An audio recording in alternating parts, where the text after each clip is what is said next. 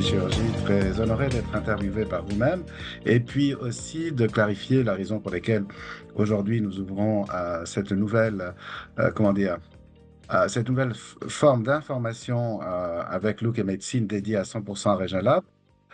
Pourquoi est-ce que nous avons proposé à Look et Médecine de créer un numéro spécial Régin Lab aujourd'hui en mai 2024?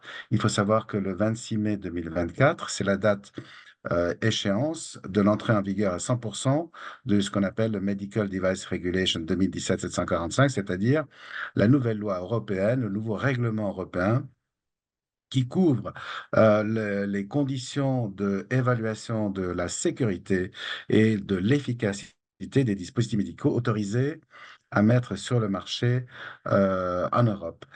Ces règlements donc sont entre guillemets, des lois qui sont au-dessus des lois nationales. Et ça a son importance parce qu'en fait, auparavant, il y avait ce qu'on appelle une directive, c'est-à-dire que chaque pays pouvait modifier les particularismes de l'évaluation de la sécurité et de l'efficacité clinique. Mais aujourd'hui, ça n'est plus possible pour qu'un pays puisse dire je ne suis pas d'accord avec le règlement européen. Il faut vraiment que, que ce soit motivé d'une manière, entre guillemets, si on peut dire, circonstancielle.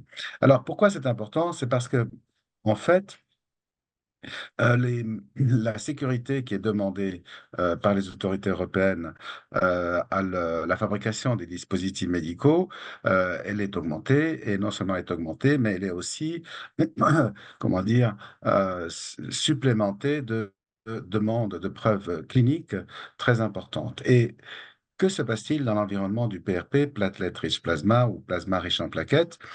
Il se trouve que, il y a 20 ans environ, donc lorsque le PRP est entré dans son utilisation clinique, je crois que c'est à peu près l'année où j'ai commencé, où j'ai créé l'entreprise Regen Lab pour médecine régénérative, vous le savez évidemment. Eh bien, à ce moment-là, donc, le sujet était développé par des médecins, des chirurgiens maxillofaciaux et par des chirurgiens orthopédistes. Et à ce moment-là, le sujet est évidemment très, très empirique. On faisait du PRP avec des poches de sang de 450 ou 500 millilitres, ou bien après, on est passé à des systèmes point of care un peu plus, comment dire, de plus petite dimension, environ 50-60 millilitres. Et c'est vrai qu'on a commencé à avoir des résultats cliniques intéressants. Nous avons créé à l'époque un système beaucoup plus simple que les systèmes Buffy-Coat d'ancienne génération ou des systèmes américains qui étaient des conteneurs, je dirais,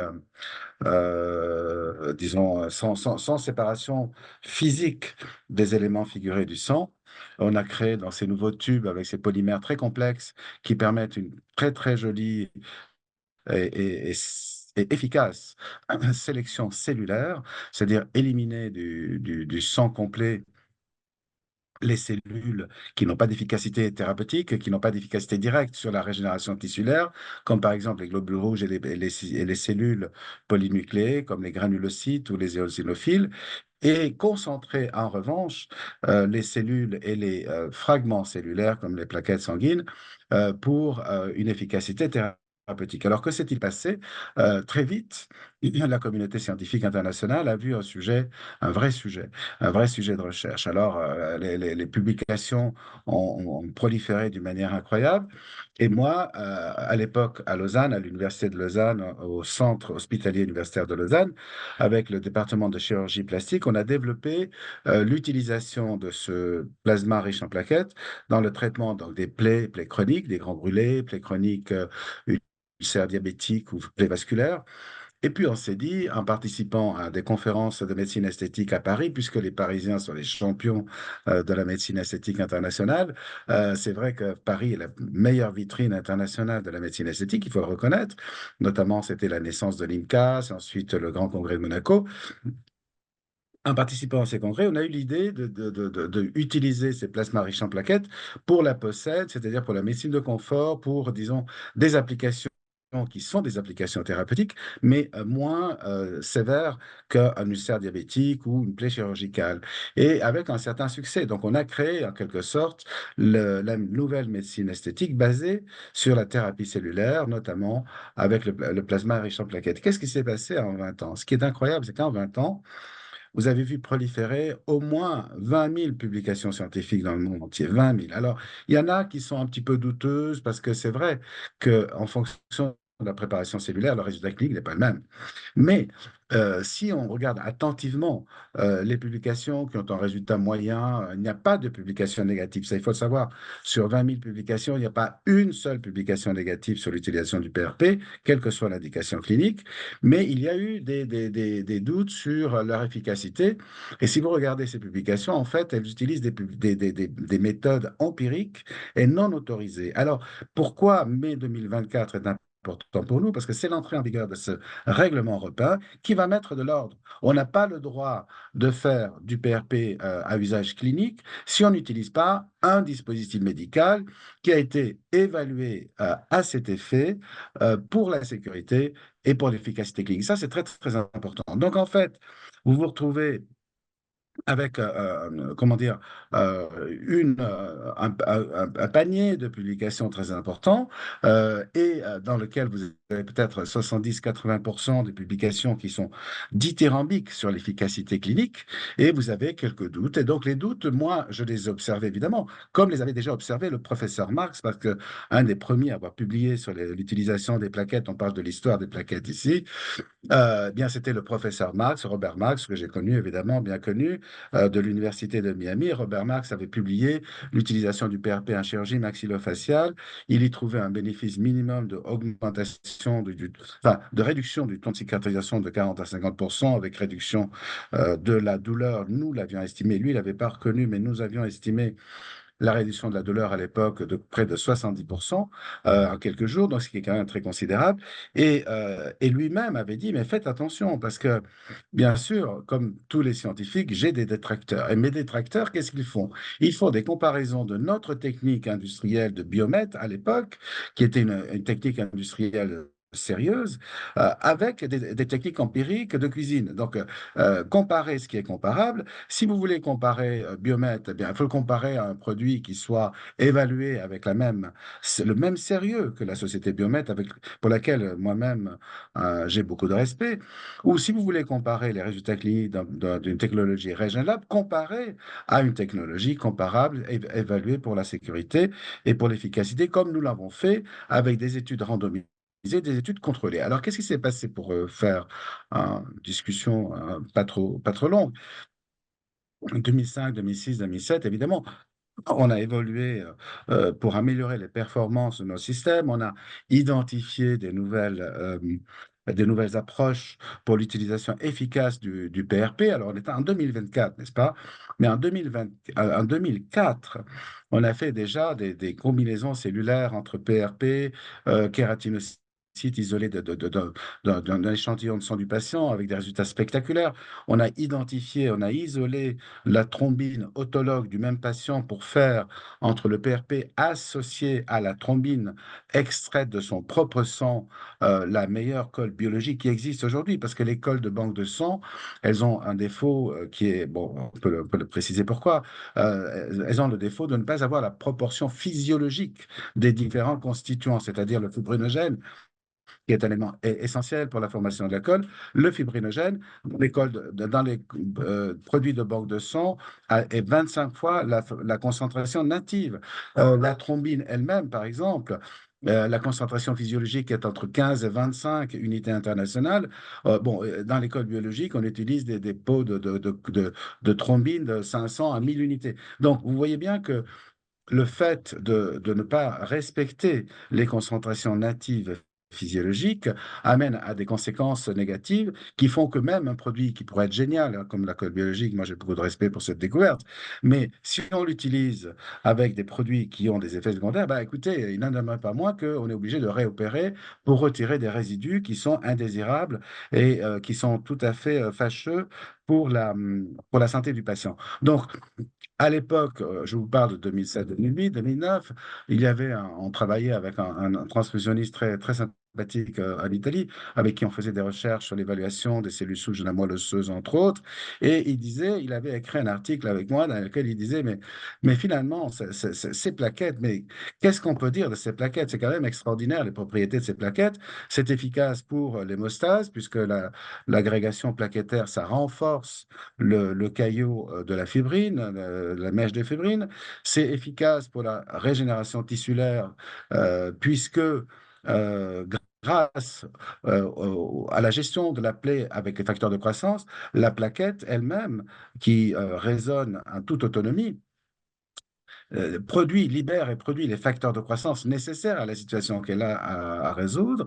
Et donc, et là, cet effet magique, c'est pour ça qu'on a eu l'idée de donner le nom de fait à ce fragment cellulaire, c'était ce fragment de mégacariocyte de la moelle osseuse qu'on appelle la plaquette et qui a des vertus incroyables. Et le professeur Borzini avait dit, But this is a magic bullet. Oui, c'est aussi une bonne définition de l'extraordinaire efficacité de ces fragments cellulaires pour la médecine régénérative tissulaire, évidemment, qui est basée sur la médecine cellulaire autologue. Voilà.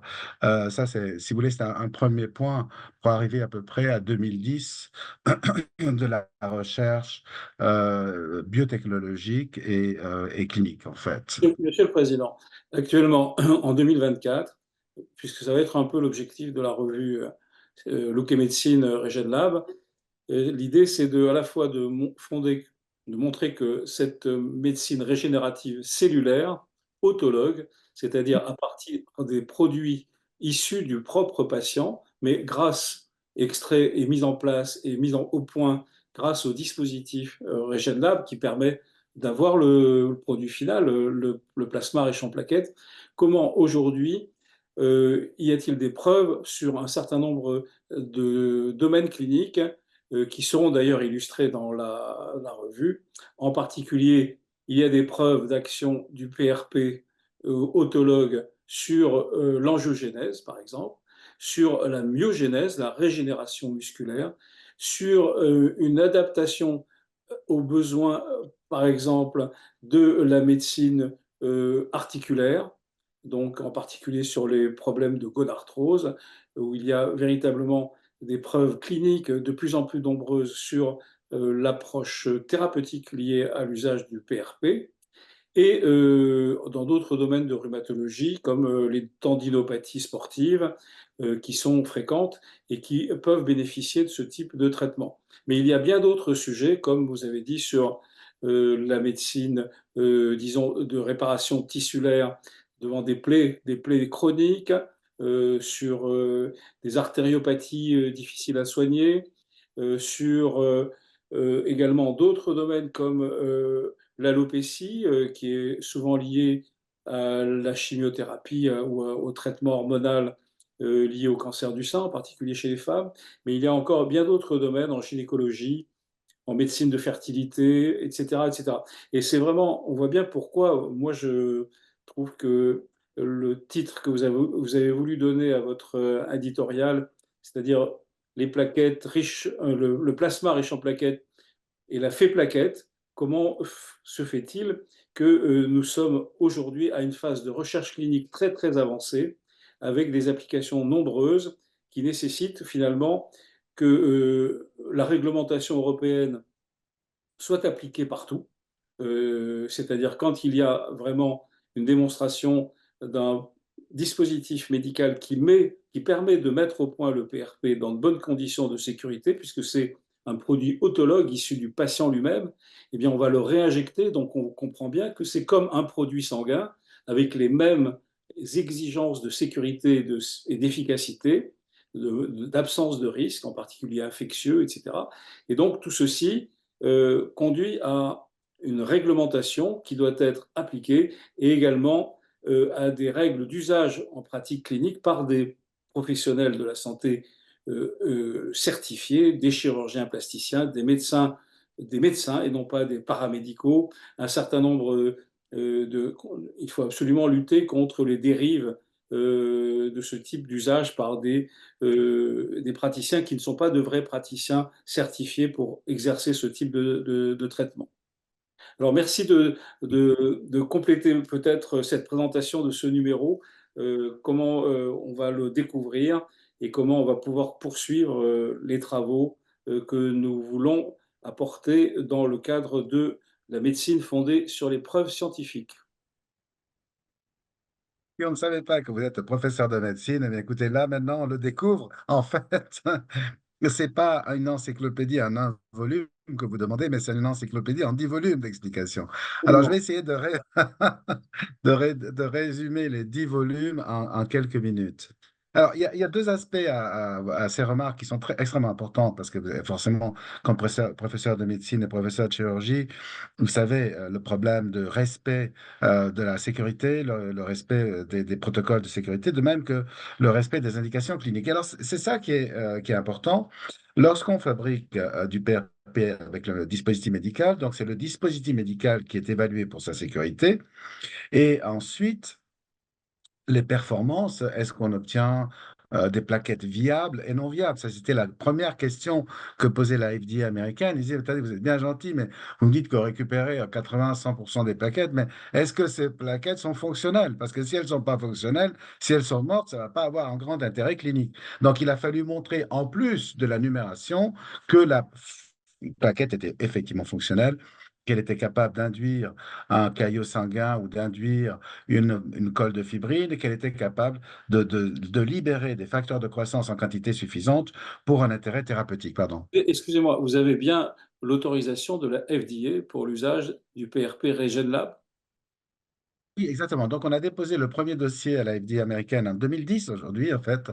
Première autorisation a été délivrée en 2011 et la première indication était utilisation du PRP dans l'environnement orthopédique, en fait, chirurgie orthopédique, environnement orthopédique.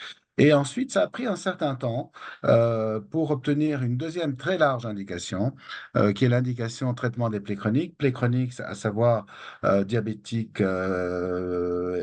plaies diabétiques, plaies vasculaires, plaies de pression, et surtout, ce qui est très important, c'est que la FDA a reconnu que les plaies chirurgicales, les infections post-opératoires sont extrêmement importantes et elles ont même en taille de volume de travail, elles sont plus importantes même que les plaies diabétiques. Donc, en fait, la FDA récemment a donné le feu vert à ces grandes indications, tout, de même que la sécurité sociale américaine a mis en place des remboursements, d'ailleurs assez généreux, il faut reconnaître, mais c'est vrai que la situation clinique est assez grave. La Société Sécurité sociale américaine qui s'appelle le CMS, donc a pris plusieurs déterminations, détermination nationale et détermination locale, dans lesquelles elle organise le remboursement pour les institutions publiques, privées, les praticiens, pour l'utilisation de ces nouvelles thérapies dans des indications qui sont dévastatrices pour la santé publique et pour l'économie publique d'ailleurs. Donc effectivement, donc la FDA l'a reconnu, mais l'Europe la première.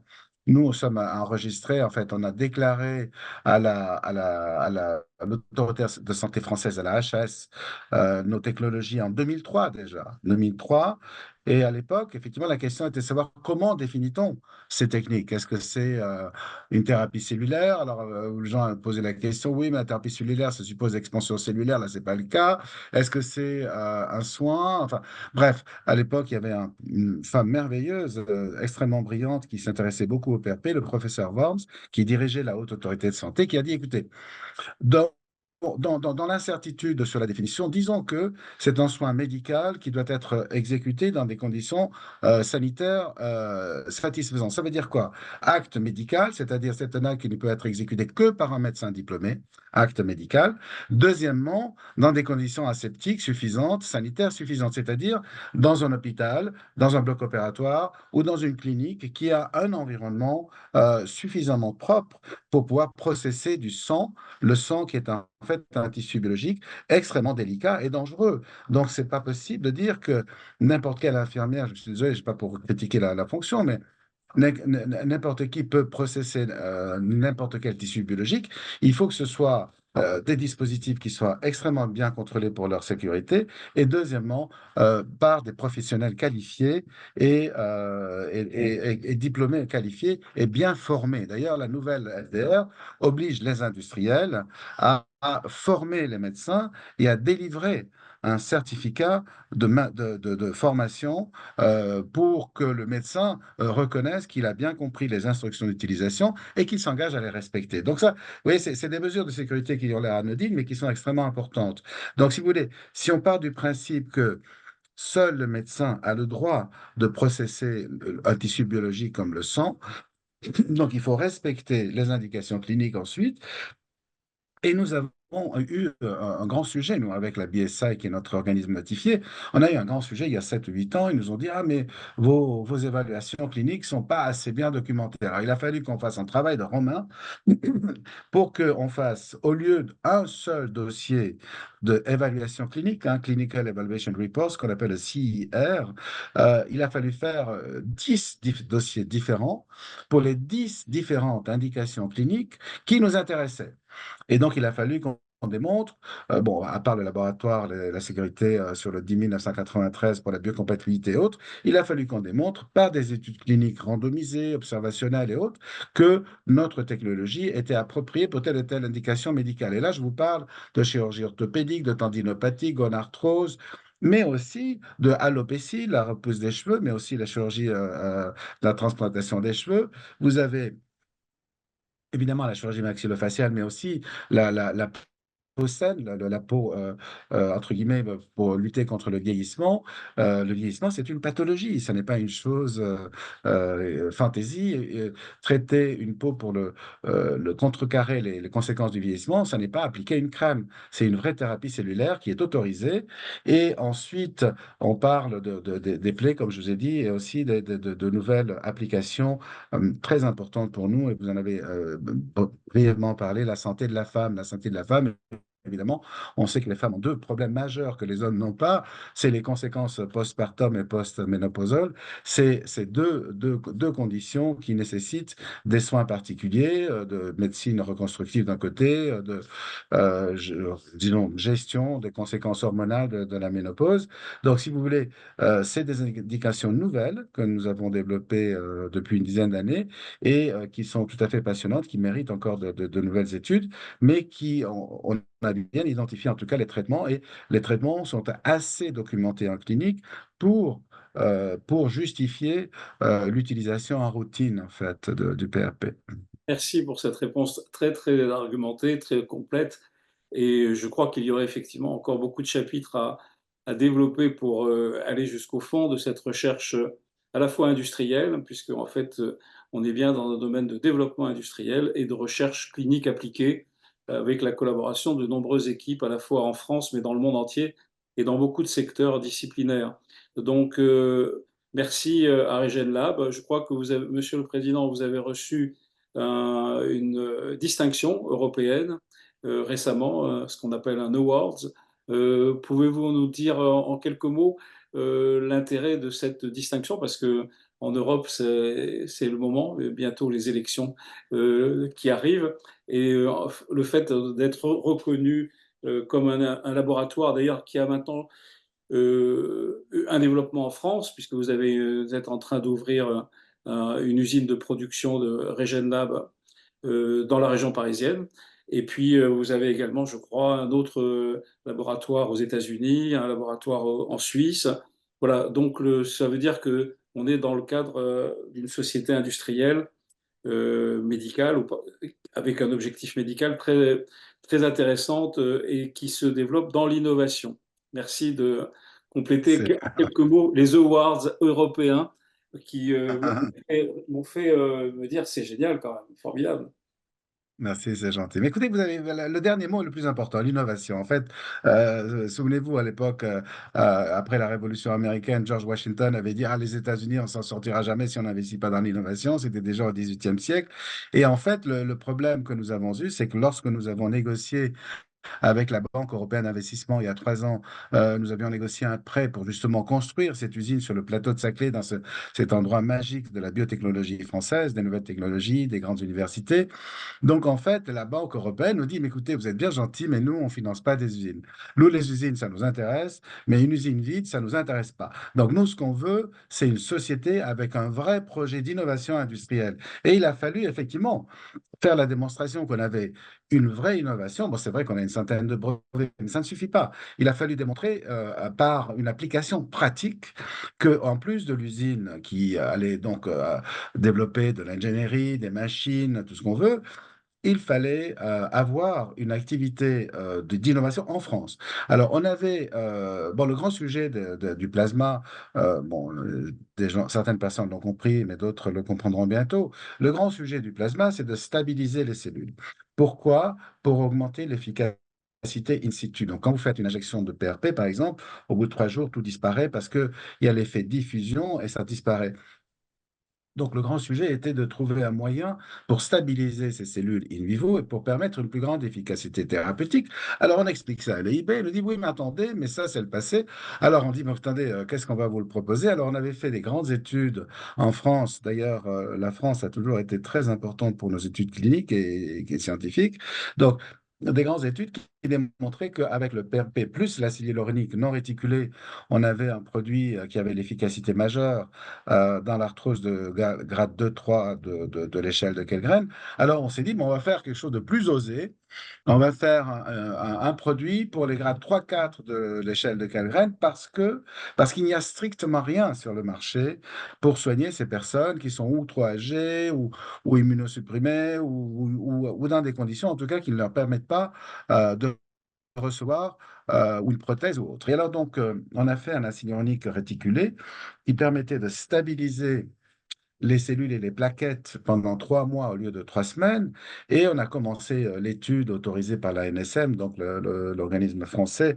L'étude a commencé dans 16 hôpitaux universitaires en France et on est à peu près à la moitié de l'enrôlement des patients avec des résultats très satisfaisants de la part des commentaires des patients et de la part des Donc, c'est cliniciens, en sachant qu'aujourd'hui, on est blind, c'est-à-dire que l'étude, elle est fermée.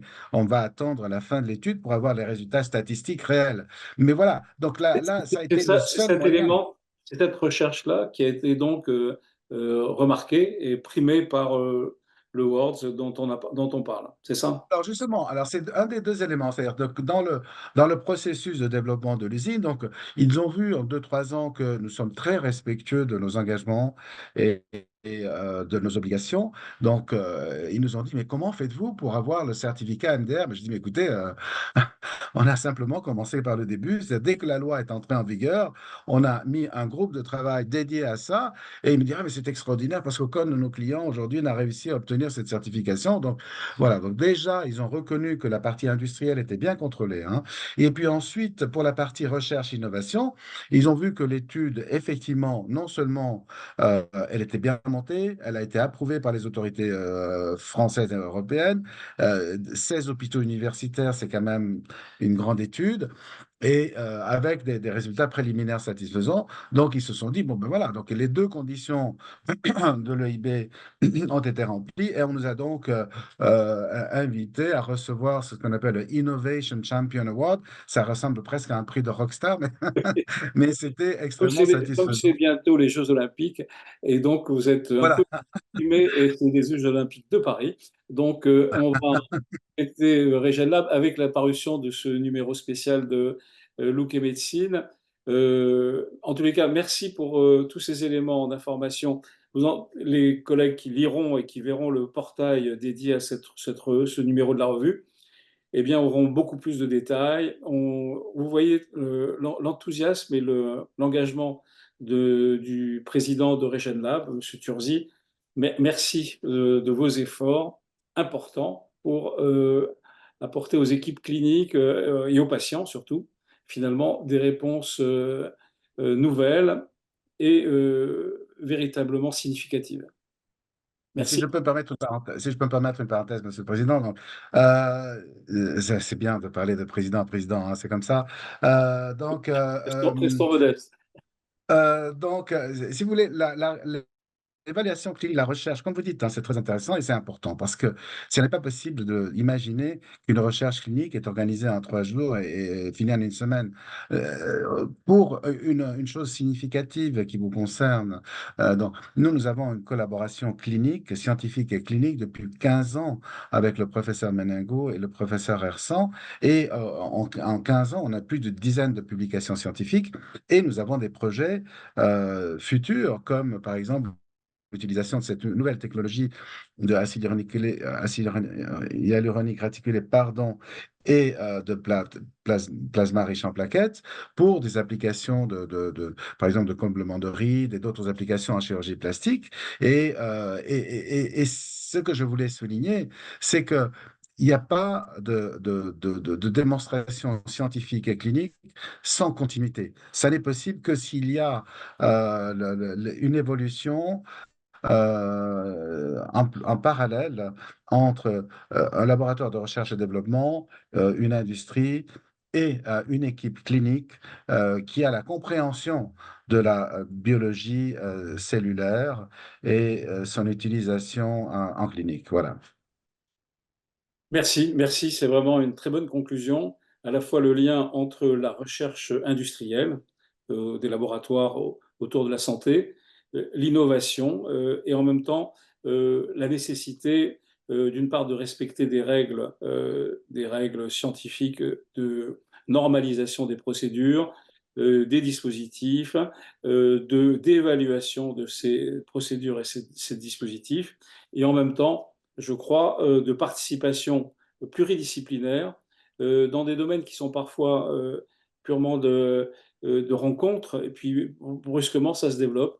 On voit en rhumatologie, en gynécologie, en ophtalmologie, voilà, en dermatologie, on voit que cette médecine régénérative tissulaire opère un véritable mouvement qui est très prometteur. Tant l'a revu le professeur Méningo et Jean-Paul Méningo, le patron du service de chirurgie plastique et reconstructrice de l'hôpital Henri Mondor à Créteil, nous raconte ça. C'est vraiment très, très prometteur et ça mérite véritablement que, on en fasse d'une part l'étude, c'est ça qui est essentiel.